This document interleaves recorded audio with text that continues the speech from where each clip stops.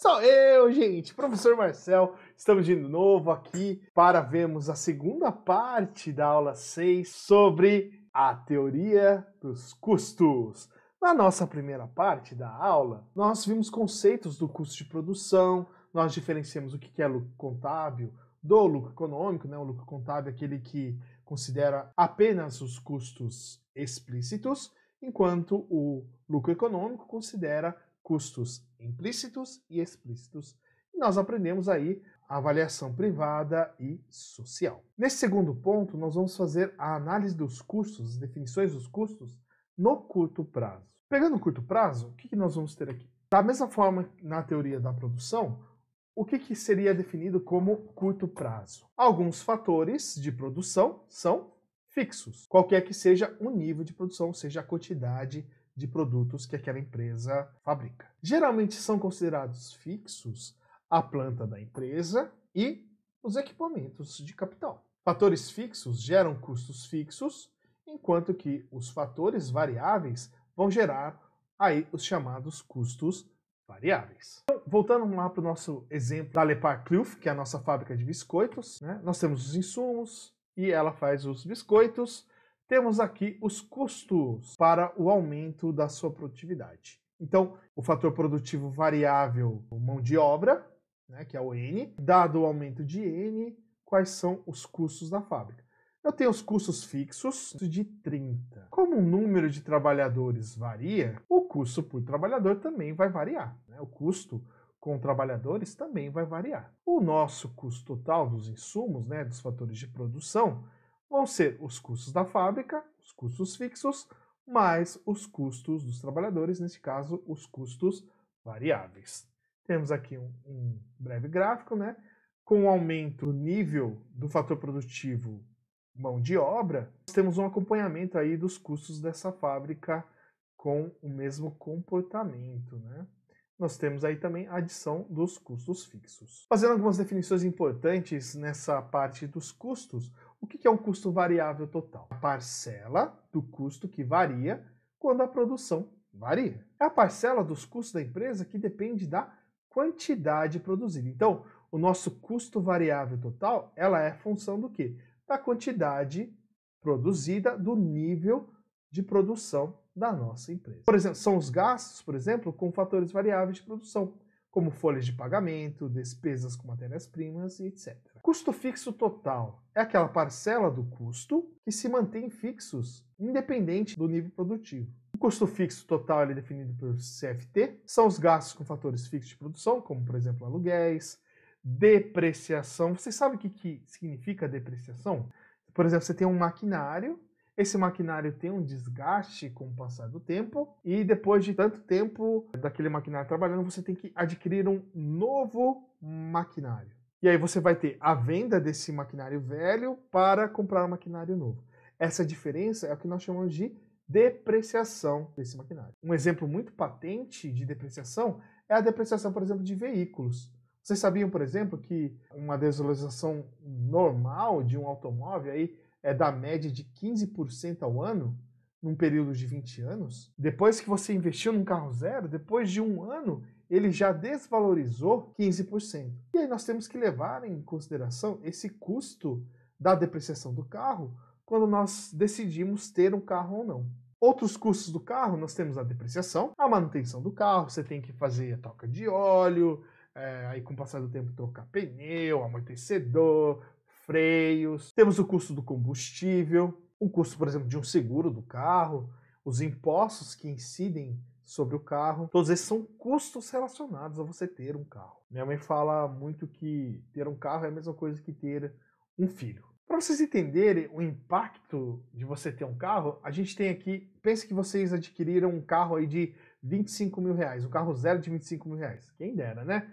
Hoje nós já não temos mais nenhum carro nesse nível. Quais são os custos desse carro? Você vai pagar aí um seguro para o carro que gira em torno aí de 5% do seu valor. O IPVA de um carro é 4% do seu valor de tabela. Nós temos o custo de um seguro obrigatório aí, 93%. A lacração, né, os custos com registro e emplacamento desse carro. Nós vamos ter aí combustível que pode variar. Nas grandes cidades, quando alguém vai trabalhar, precisa pagar um estacionamento para deixar esse carro. Nós temos aí a primeira revisão e manutenção deste carro e temos a depreciação no primeiro ano aí de 10%. Temos aqui o chamado custo de oportunidade. O que é isso? Se você pegasse esses 25 mil reais e investisse em uma aplicação, nós consideramos aí uma taxa mínima de atratividade de 6%, uma aplicação que dá 6% ao ano, você ganharia, com esses 25 mil reais, 1.543. É um dinheiro que você deixou de ganhar, é um custo implícito. Também deve ser levado em conta quando nós compramos um carro. Então, esse carro de 25 mil reais, na verdade, vai sair aí por quase 36 mil reais para você, depois de um ano. Então, esse é o poder aí da depreciação. Por exemplo, depreciação aí, R$ 2.500 jogados no ralo com a obtenção de um carro. Será que nós gastamos, por exemplo, com Uber, com táxi, R$ 10.800 num ano? Cabe aí uma reflexão. Nós temos aí os chamados ativos e passivos, né? Ativos, todo aquele montante que você tem que acaba gerando para você lucros, né? Gerando para você juros, e os passivos são aqueles gastos que você tem. Por exemplo, você ter um veículo é um grande passivo que você tem na sua carteira. Temos aqui a definição de custo total, que é a soma dos custos variáveis totais com os custos fixos totais. Somando custo variável total e custo fixo total, nós vamos aí ter o custo total de produção da sua empresa, né, para determinado nível produtivo. Este daqui é a carinha do custo total, então ele tem uma barriguinha aqui para cima e depois essa barriga se inverte. Essa é uma característica muito interessante da curva de custos totais. Por quê? Antes, nessa barriga crescendo, nessa barriga aqui, nessa primeira parte, nós temos que os custos totais eles crescem, mas com taxas marginais decrescentes. Nós temos taxas decrescentes. Então, ele cresce, mas cada vez cresce menos. Como que a gente pode perceber isso? Então, imagine que a gente traça uma reta tangente a esse primeiro ponto aqui, nessa primeira parte do nosso gráfico. Estão percebendo a inclinação dele aqui? Agora a gente vai traçar uma segunda reta aqui tangente a esse segundo ponto aqui, ó. A inclinação diminuiu, ou seja, está crescendo, esse custo total está crescendo, mas está crescendo a taxas cada vez menores. Traço aqui, ó, uma tangente um pouquinho mais em cima. Vamos pegar agora uma tangente a essa parte do gráfico aqui. Vamos ter aí retas cada vez menos inclinadas. Então, o custo total vai crescendo, mas com taxas cada vez menores. Ele cresce cada vez menos com o aumento. Percebam aqui, coloquei essas retas tangentes uma do lado da outra, né, partindo de um mesmo ponto, para vocês perceberem que as inclinações vão diminuindo com o aumento desses custos totais. Ou seja, o custo total aumenta, mas em taxas cada vez menores. Depois desse ponto, os custos totais aumentam, porém com taxas crescentes. Então, a cada quantidade a mais produzida, os meus custos vão aumentando cada vez mais, em taxas crescentes. Então, do mesmo jeito, ó, tracei uma reta tangente a esse primeiro ponto, eu tenho aqui a inclinação da reta 1, a taxa de crescimento num ponto subsequente aqui é dada pela inclinação dessa reta tangente 2. Vou pegar agora aqui, ó, uma reta tangente a esse ponto aqui.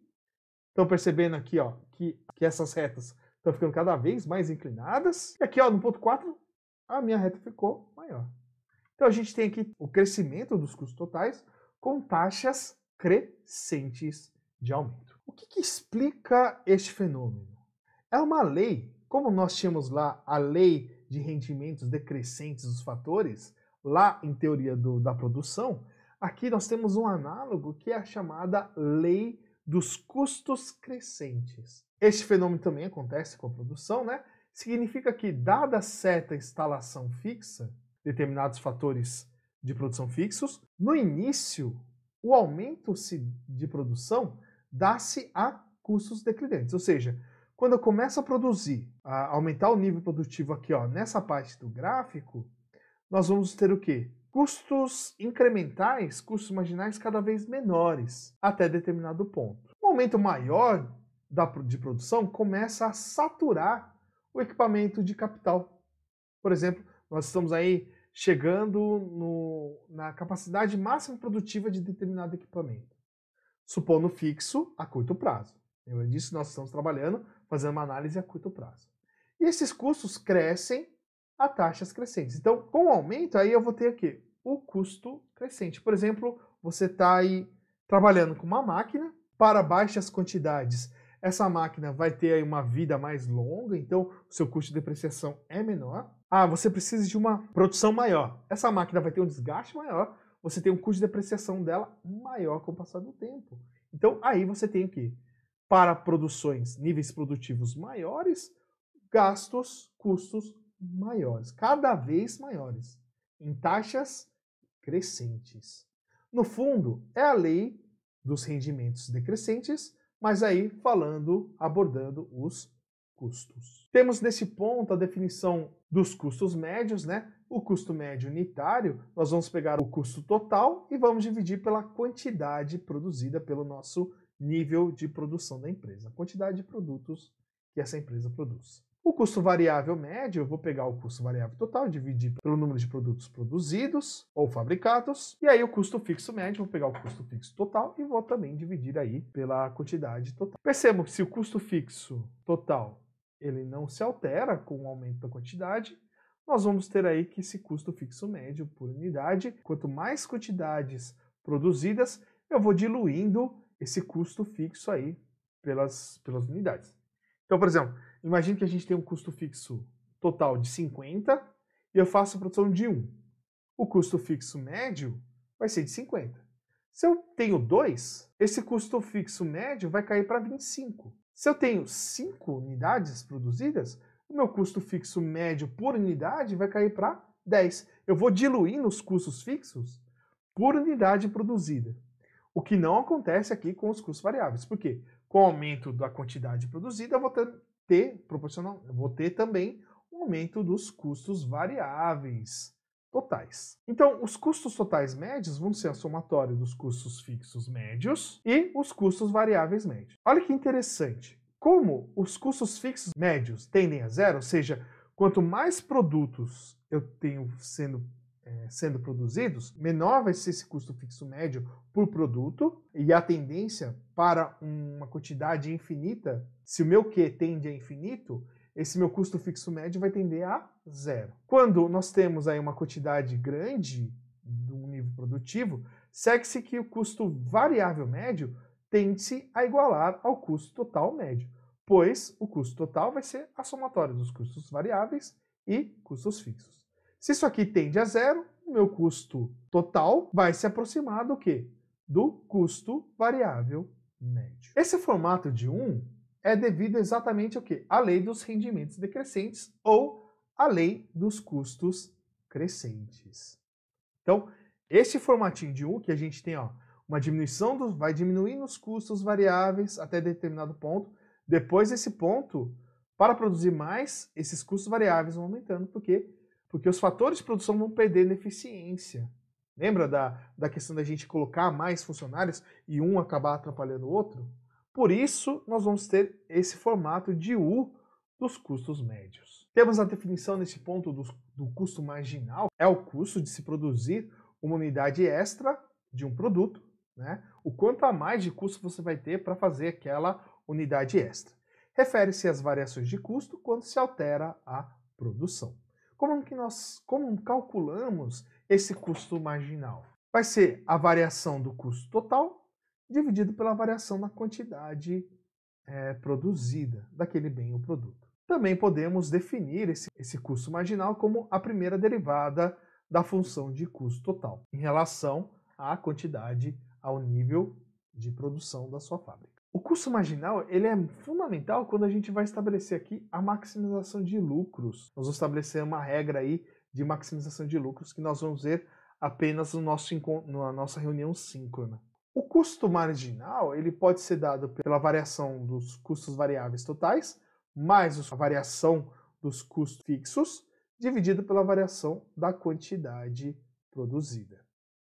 Lembrando que se o meu custo fixo é constante, a variação desse custo fixo total é zero. Nós não vamos ter variação, ele é constante. E aí, então, vamos ter o nosso custo marginal sendo dado pela variação do custo variável total dividido pela variação do nível produtivo da nossa fábrica. Temos aqui uma relação gráfica entre o custo marginal, o custo total médio e o custo variável médio. Olha que interessante. Lembrando, quanto maior o meu nível produtivo, maior que, mais próximos as curvas de custo total médio e custo variável médio vão se aproximar. Colocamos aqui, ó, o nosso custo marginal. Se o custo marginal ele é menor que o custo total médio, então, por exemplo, neste ponto aqui, ó, meu custo marginal está aqui, meu custo médio está aqui.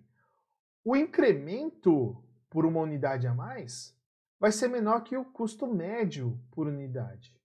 Nós vamos ter que os custos médios vão cair. Então, toda vez que essa curva do custo marginal for menor que o custo total médio, nós vamos forçar o quê? Uma queda nos custos totais. Se o nosso custo marginal é maior que o custo médio, que o custo total médio por unidade, nós vamos ter aqui um incremento nesses custos médios.